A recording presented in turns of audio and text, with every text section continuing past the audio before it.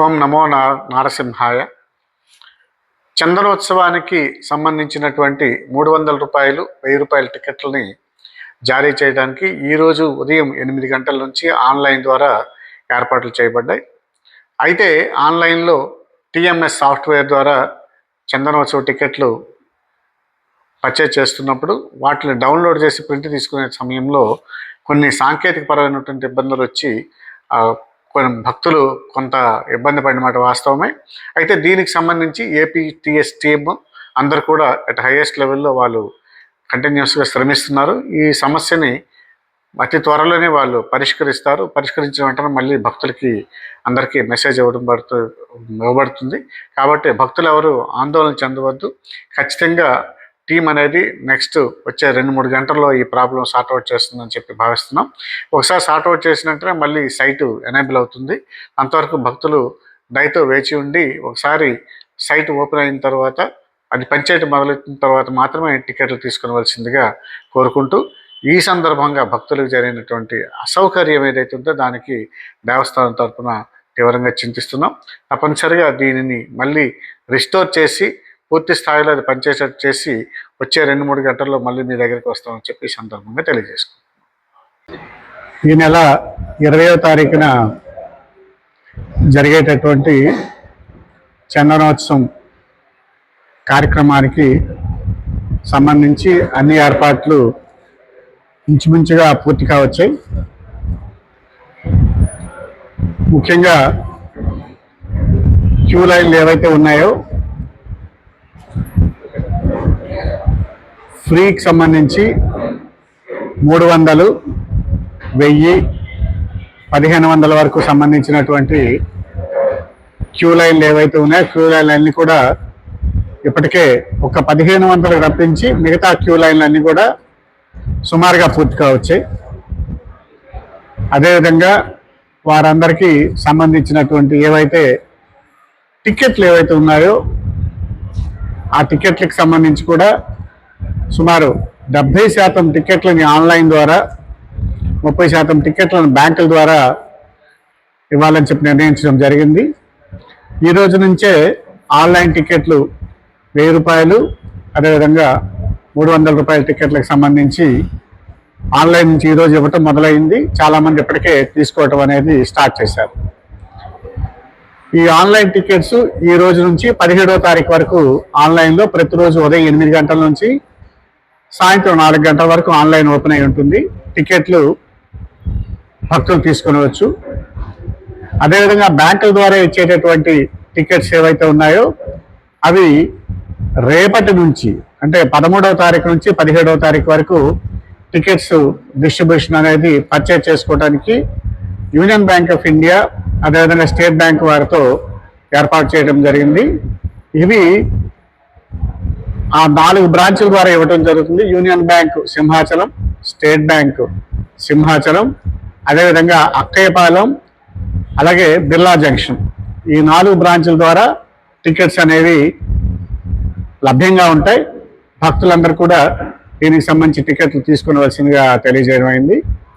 అయితే దీనికి ఏవైతే మనం ఇప్పుడు అనుకున్నాం ఈ వివరాలన్నీ కూడా నిన్న రాత్రే ప్రెస్ నోట్ ద్వారా అందరికీ తెలియజేయడం అయింది. ఇప్పటికే చాలా పేపర్లలో ప్రెస్ ద్వారా రావడం జరిగింది. సోషల్ మీడియాలో కూడా దీని గురించి విస్తృతంగా ప్రచారం అనేది జరుగుతుంది.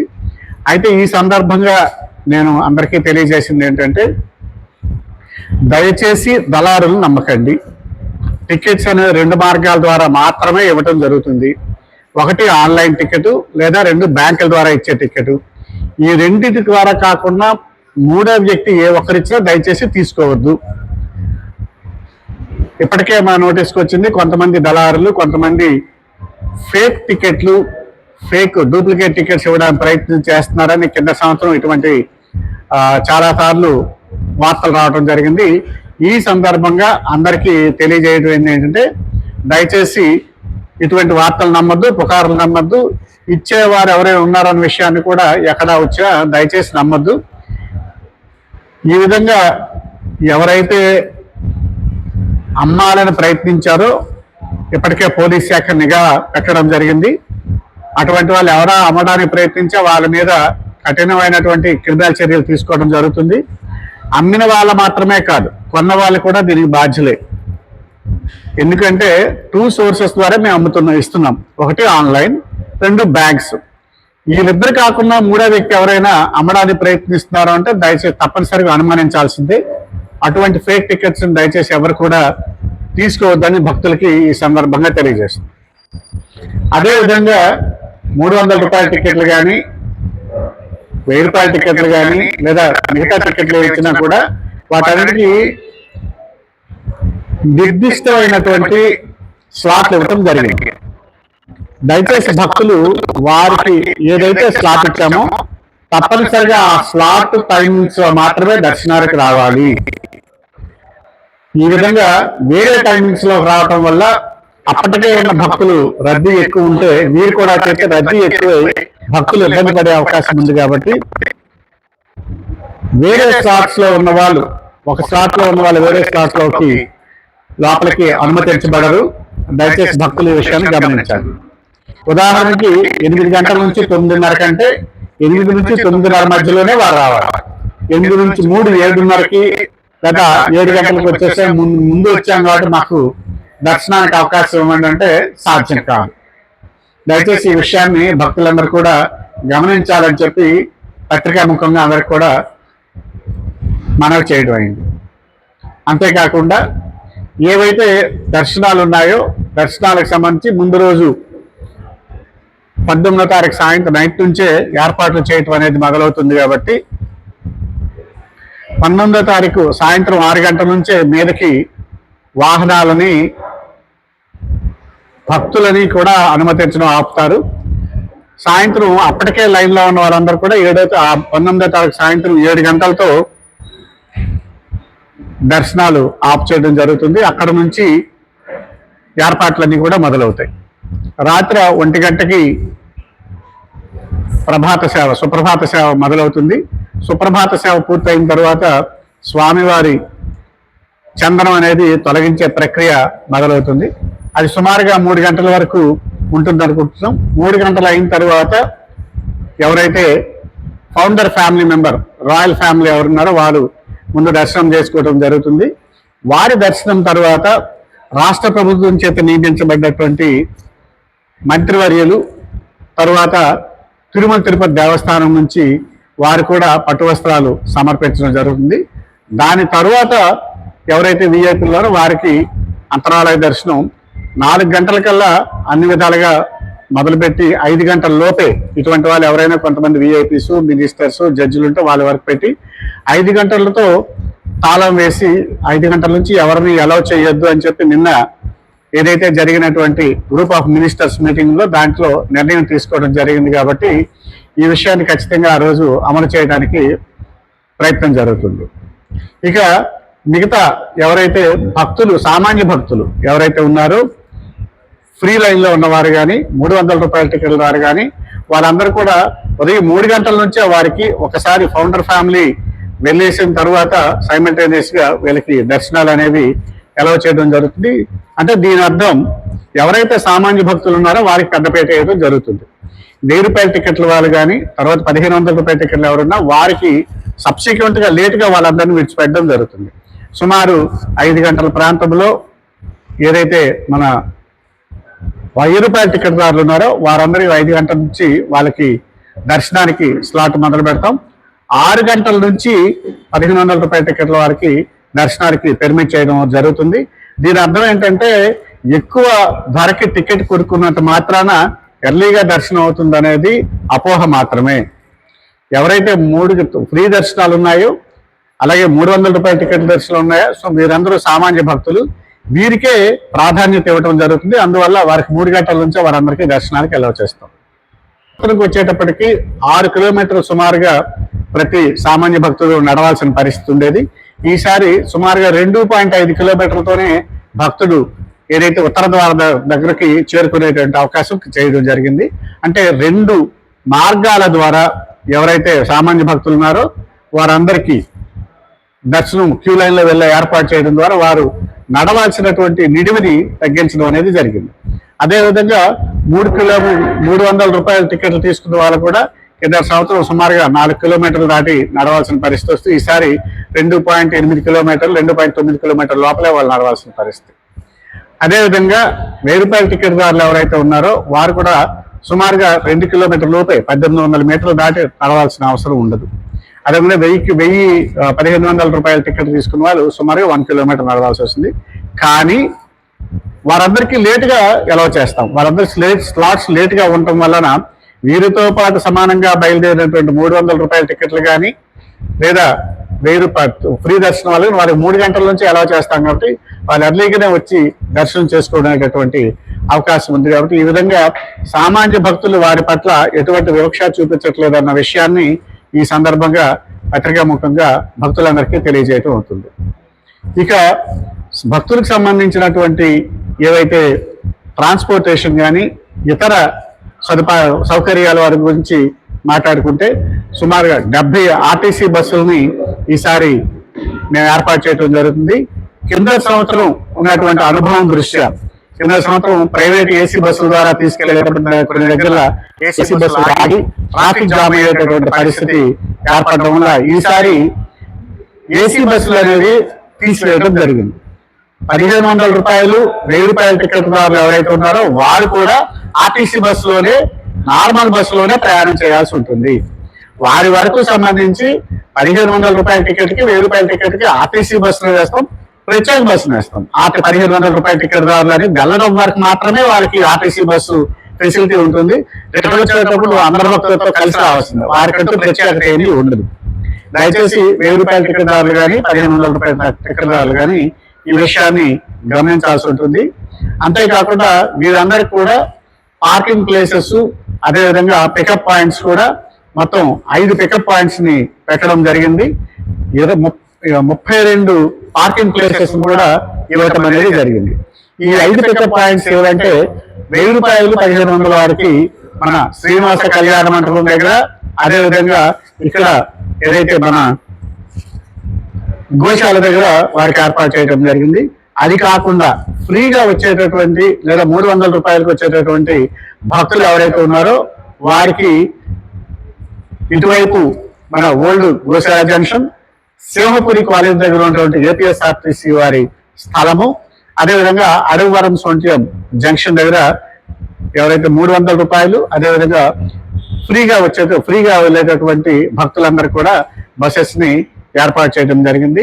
అంతేకాకుండా మన ఏదైతే ఓల్డ్ గోశాల ఉందో ఇక్కడ శ్రీనివాస కళ్యాణ మండపం నుంచి చివరిగా ఉన్నటువంటి ఏదైతే మన గోశాల వరకు ఉందో అంతవరకు షటిల్ బస్సులు కూడా తిప్పడం జరుగుతుంది ఫ్రీ ఆఫ్ కాస్ట్. ఒకవైపు పొరపాటుగా దిగే వాళ్ళు అటు దిగవలసిన వాళ్ళు ఇటు కానీ ఇటు దిగవలసిన వాళ్ళు అటు కానీ దిగిపోతే వారు ఎవరు ఇబ్బంది పడకుండా షటిల్ బస్సుల్ని తిప్పడం జరుగుతుంది. అంతేకాకుండా ఎవరైతే ప్రతి పార్కింగ్ ప్లేస్ లో కూడా చెప్పులు భద్రపరుచుకునేటటువంటి సదుపాయం కూడా ఈసారి ఏర్పాటు చేస్తున్నాం. అంటే అక్కడ టెంట్ వేసి ఏర్పాట్లు చేస్తాం. ఎవరైనా చెప్పులు చెప్పులు వేసుకుని వచ్చిన వాళ్ళు అక్కడ చెప్పులు విడిచిపెట్టేసి వెళ్ళొచ్చు. తర్వాత మళ్ళీ వాళ్ళ ప్లేస్కి వచ్చి వాళ్ళు కలెక్ట్ చేసుకోవచ్చు. ప్రత్యేకంగా చెప్పుల స్టాండ్లు అనేవి డబ్బులు తీసుకుని ఏర్పాటు చేసే చెప్పుల స్టాండ్లు లేవు. ఉచితంగానే చెప్పుల స్టాండ్లు ఏర్పాటు చేయడం జరిగింది. ప్రతి పార్కింగ్ పాయింట్ దగ్గర ఒక పెద్ద టెంట్ వేసి కార్పెట్ కూడా వేసి ఉంచుతాం. ఎవరు చెప్పులు వేసుకుని వచ్చారో అక్కడ చెప్పులు విడిచిపెట్టేసి వెళ్ళాలనుకుని వెళ్ళొచ్చు. చెప్పులకు సంబంధించి ప్రత్యేకమైన బాధ్యత లేదా మొబైల్కి సంబంధించి ప్రత్యేకమైన బాధ్యత దేవస్థానం తీసుకోదు. వారి చెప్పులు విడిచిపెట్టుకునేటటువంటి సౌకర్యాన్ని కలిగించాం. వాళ్ళు చెప్పులు వీలైనంత వరకు చెప్పులు వేసుకోకుండా రమ్మనమనే భక్తులు సూచిస్తున్నాం. ఎవరైనా భక్తులు కానీ చెప్పులు వేసుకుని వస్తే వాళ్ళు చెప్పులు విడిచిపెట్టి వెళ్ళేటటువంటి సౌకర్యాన్ని కూడా కలుగజేస్తాం. వాళ్ళ చెప్పులు విడిచిపెట్టేసి మీదకి దర్శనానికి వెళ్ళొచ్చు. వారే మళ్ళీ వెనక్కి వచ్చి చెప్పులు వాళ్ళు కలెక్ట్ చేసుకుని వెళ్ళొచ్చు. దీనికి ఎటువంటి రుసుము కూడా వసూలు చేయరు. అయితే మొబైల్ ఏవైతే ఉన్నాయో దయచేసి అందరికీ మొబైల్స్ మాత్రమే కాదు ఇతర ఎలక్ట్రానిక్ వస్తువులు కూడా దయచేసి ఏ భక్తులు కూడా తీసుకురావద్దని చెప్పి ఈ సందర్భంగా అందరికీ మనవి చేస్తున్నాం. ఏదైతే దేవస్థానం ఉందో దేవస్థానానికి ఎంట్రీ వరకు వచ్చేటప్పుడు అక్కడ ఎవరైనా మొబైల్స్ కానీ వెరిఫై చేస్తే వాళ్ళు కానీ సీజ్ చేస్తే ఆ మొబైల్కి భద్రత అనేది మా బాధ్యత కాదు. కాబట్టి దయచేసి భక్తులందరూ కూడా మొబైల్స్ కానీ లేదా ఎలక్ట్రికల్ ఎనీ గ్యాడ్జెట్స్ కానీ దయచేసి తీసుకురావద్దని చెప్పి భక్తులందరికీ కూడా మనవి చేస్తున్నాం.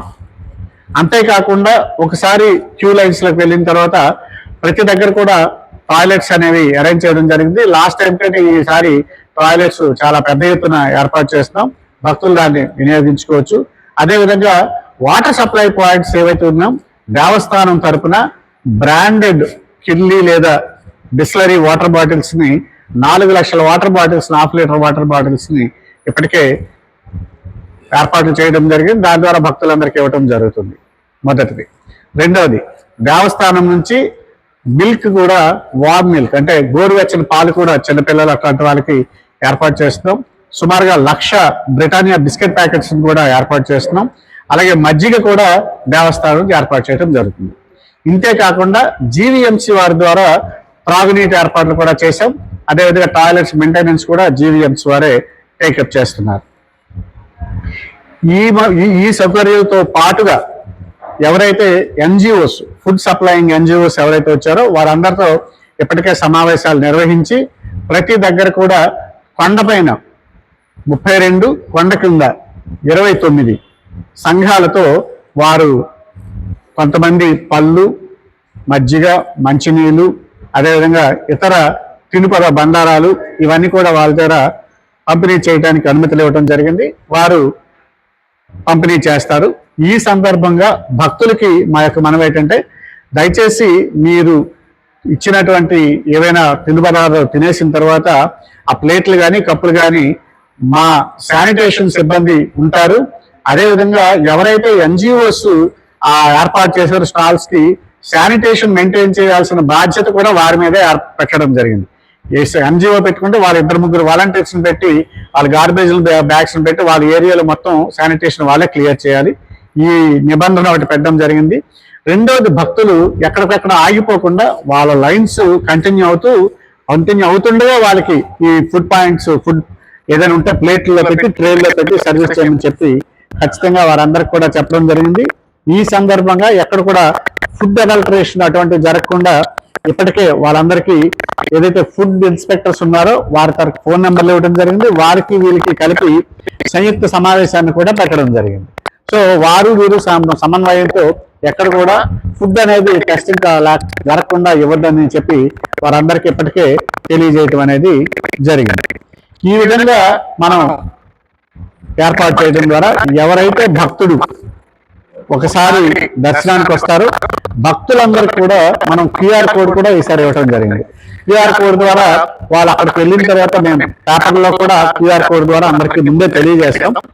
క్లిక్ చేస్తే, క్యూఆర్ కోడ్ క్లిక్ చేస్తే అది ఫ్రీ దర్శనం కానీ 300 కానీ 1000 రూపాయలు కానీ 1500 కానీ వాళ్ళకి క్లిక్ చేస్తే వాళ్ళు వెళ్ళాల్సినటువంటి రూట్ ఏదైతే ఉందో డెడికేటెడ్ రూట్ అందులో వాళ్ళకి కనిపిస్తుంది. వాళ్ళు క్లిక్ చేసి దాన్ని సేవ్ చేసి ఓటర్ నిమిషాలు చూసుకోవచ్చు.